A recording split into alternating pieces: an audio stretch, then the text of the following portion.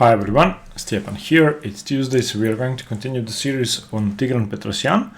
And in today's video, we are going to have a look at an extremely interesting game he played when he was 13 years old in Tbilisi, Georgia, his hometown. Even though his parents were Armenian and he was in fact Armenian. In fact, he is on Armenian money on a 2000, I don't know their currency, I'm sorry, banknote. It's Tigran Petrosian. But he was born in Georgia.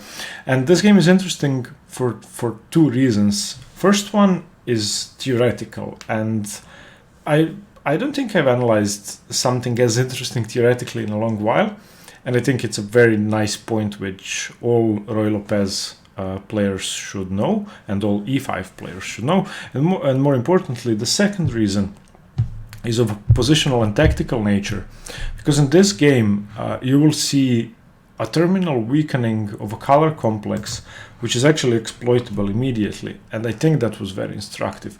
So let's look at what happened.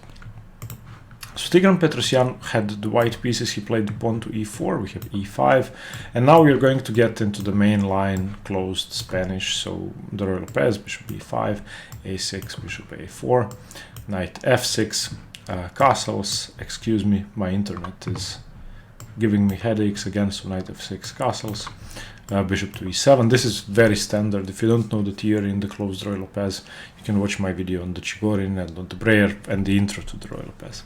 So white plays rook e1, and only now that the e5 pawn is actually attacked, because the e4 pawn is defended, black has to react and defend the knight and play the move d6. Okay, so b5 chasing the bishop away, bishop to b3 and d6. And in this position, of course, white's bishop on b3 is in danger.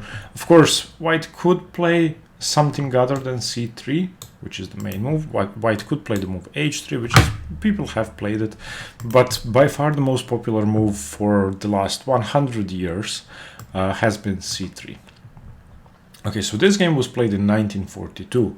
Petrosian was 13 years old, and this is still the mainline theory, and this position you will have in a million grandmaster positions every year. Okay, now here is the very interesting point.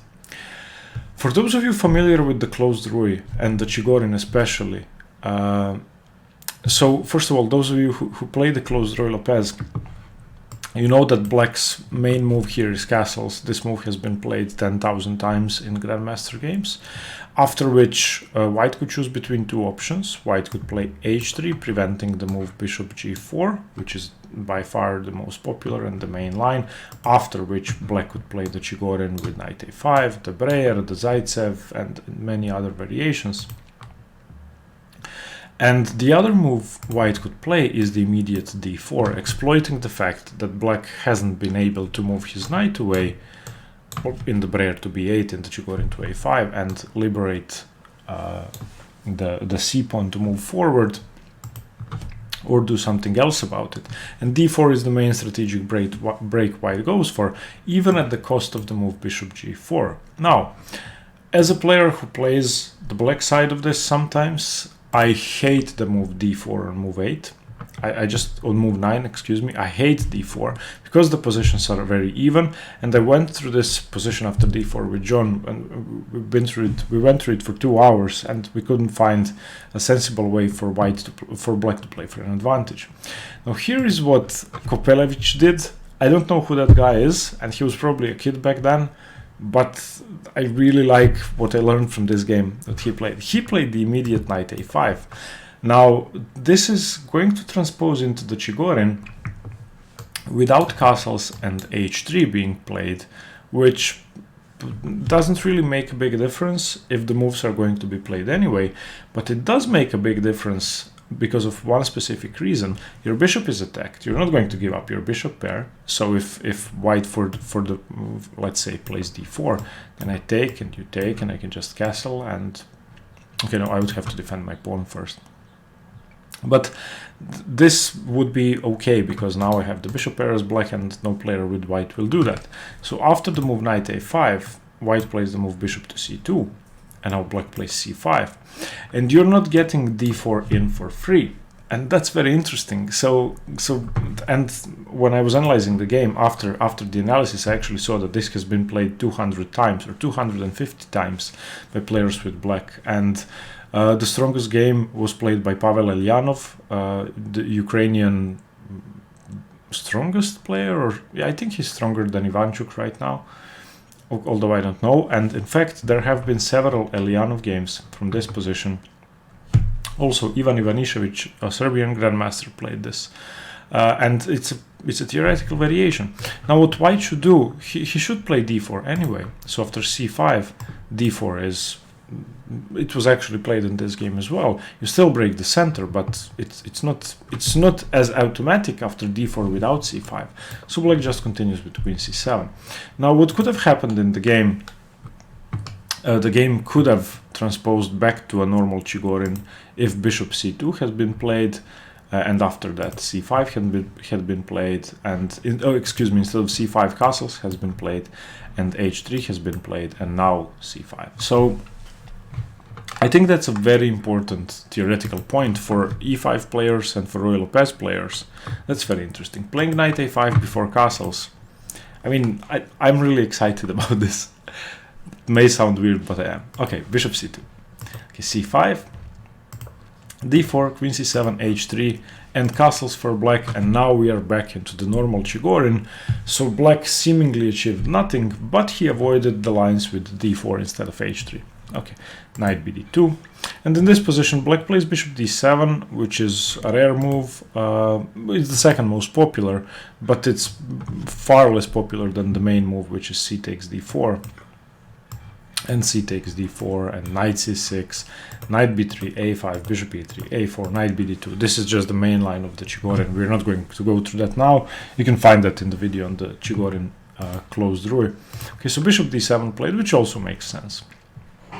Knight f1, knight e3 is a very common plan for white in the Chigorin. In this position, black usually continues with the move knight c4, making the development of the c1 bishop harder, so white should react with b3, and now knight b6. This is a variation in which black goes for c4, and then it should be equal. Black should have more space on the queen side, white should have more space in the center. But after knight f1, black played rook fc8, which is not a move you see often, and I wonder why, because it's a very useful move. In the Chigorin, cd always happens, and perhaps there's going to be nothing on the c file, but still the rook looks nice. Okay, knight e3, cd, knight c4, knight c4, bc4, and now bishop to d2. Believe it or not, we are on move 17 in a game played exactly 77 years ago. And this same position has been played by the Croatian grandmaster Ante Brkic in 2017, so 75 years before this, and I find that very interesting. So this has been theoretical, or this position has been played on all levels throughout the 20th century and the 21st century. Okay, a5. It may have been better for black to do nothing in this position. Black is already slightly worse, because his center is sort of crumbling, because white's bishops are very strong gaming at the black king, because the white queen could get involved, a rook lift could happen with rook e3, and the rook could come in via g3, the knight could jump into g4, h4, g5, e5, and it seems scary, while black's pieces are not doing much. And black tried to restrain white's queen side, fix the weakness on b2, but Petrosian simply continued with just improving his pieces slowly, pointing them towards the black king. ed4 now, again, black is doing stuff, and this is now a weakness. This bishop is now better that the e-pawn is gone. That's just no good. He should have just kept the position as it is. I mean, what Matej has taught me is that weak players often change the nature of the position if they don't know what to do, and that's a mistake. This is how we lose games. We change the nature of the position because we don't know how to attack, we don't know how to gain an advantage, and then the stronger player just crushes us. So this is what Kopelevic did in this game. He changed the nature of the position with ed4, and now he's even worse. Okay, a4, so Petrosian stops a3 with a3. And now, after black's next move, black is completely lost. This is the second instructive point about this game. So With the move g6, the dark squares around the king are terminally weak, and in this exact position there is no way to defend against the attack that's coming. So now I would like to invite you to pause the video and create a plan. You have to win this position with white. It is completely winning. Try not to use an engine. There are a couple of moves you can start with. It's not easy to see why some of them work. It's not easy to see all the variations, but try. So pause the video. Okay, before we get into that, I'm just going to show you how black could have played. Perhaps rook a6, getting this rook into play. Let's say white tries to be aggressive with knight f5, trying to get one of the bishops. So bishop f5, ef5, pressure on the e file. The position would have been slightly better for white because he has the b4 square, because a4 is weak, because d6 is weak. So long term, white should win, but black could defend. Instead of that, after g6, now what white has to do, he has to open up the g file, or he has to get his queen to h6. Okay, so here's what Petrosian did. I'm going to show you what he did. He played queen d2 first, which is a very good move. Black continued with knight e8, which defends the dark squares, so fine. Okay, and now the crushing move, knight f5. Okay, so obviously, if you don't do anything, I could win your bishop, or I could get my queen to d4 or to h6 and try to win on the dark squares. So if you don't take, then I probably just win easily. So Kopelevic took gf5, and now Petrosian played ef5, which is a good move. He also could have just played queen h6 straight away, but ef5 is good enough. And in this position, black just collapsed. So his bishop is attacked because of ef5. He played bishop to d8, and after rook takes e8, he resigned. Let me just show you what could have happened after bishop e8. White just plays f6, and this position is going to be a mate in 4 because queen check and then eventually mate. After ef5, if he tries to defend the bishop, it's just the same thing. You still play f6. If black takes, let's say he takes with the bishop, excuse me, you can just take, oh, wait, I actually don't know. Wait, I'm going to turn on the engine. Wait, okay, sorry, I didn't prepare this. Okay, so queen h6. Okay, some of these lines are really complicated. So I tried to analyze most of them without an engine, and now I don't know this one. Okay, so it says this is a mate in 5.